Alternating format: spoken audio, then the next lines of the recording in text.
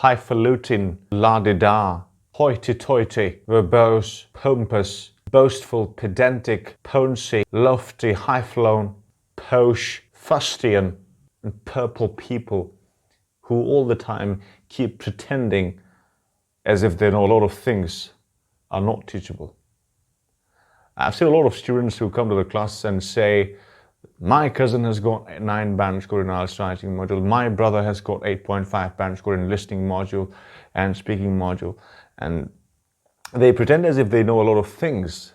And the main purpose of such students to attend a class is to impress the other students. The problem is students, of course, do not get impressed. Rather, they get depressed because they think that they are good for nothing. Actually, the case is vice versa. It's quite the opposite of that, because majority of the students who are not actually students, who keep pretending as if they know a lot of things, or they brag about a lot of things, particularly the band score of their so-and-so cousin or so-and-so brother or sister or so-and-so friend of theirs. Those people are just pretending. I have been working in the IELTS market for the last 4 years, and I haven't come across a lot of students who have actually got 9 band score. However, I have heard of like hundreds of them. Like every next week I get a student in my class who says that there is someone in his neighborhood, maybe in his family sometimes, who has got like 9 band score. And that person is still in Dubai because cannot get a visa to Australia or Canada or UK or States.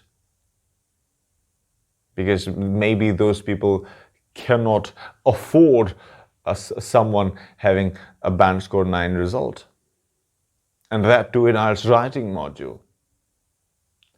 So I don't know what's wrong with people, but to be honest, in our culture, lots of people love to pretend a lot of things about things which are not true. And the problem is some people are overconfident. The others are underconfident. So consider this to be a spectrum. So there is a specific spectrum, there is a specific zone where people are teachable. So people who are overconfident, those are beyond that spectrum. They're not teachable. And people who are underconfident, they're also out of the reach. So they're also unteachable. You can't teach them. They just want to find a shortcut. Or the overconfident ones think that it is way too easier, and when they appear in the test, the result surprises them. Maybe the word surprises would be inappropriate, because sometimes even they themselves are already aware that they are good for nothing. But maybe they just keep pretending. There are students who do that. Unfortunately.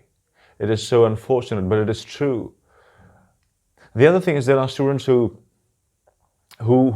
never realize the capacity of learning and scoring a good score in them.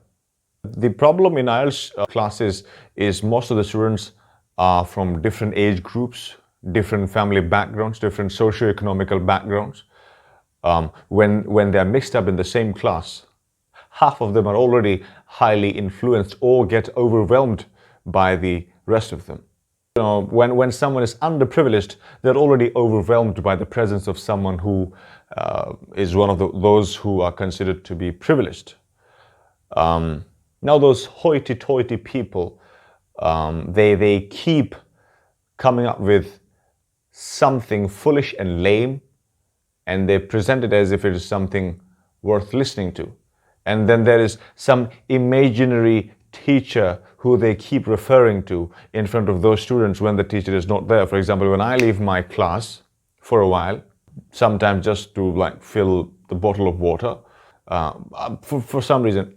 So for example, if I'm out of the class, so when I'm not around such students who think that they are too smart, they consider it to be like an opportunity to mislead others The problem is some students get inspired by an uncle of theirs or a cousin of theirs or a friend of theirs or someone from their neighborhood who has told something different, which does not match the mainstream.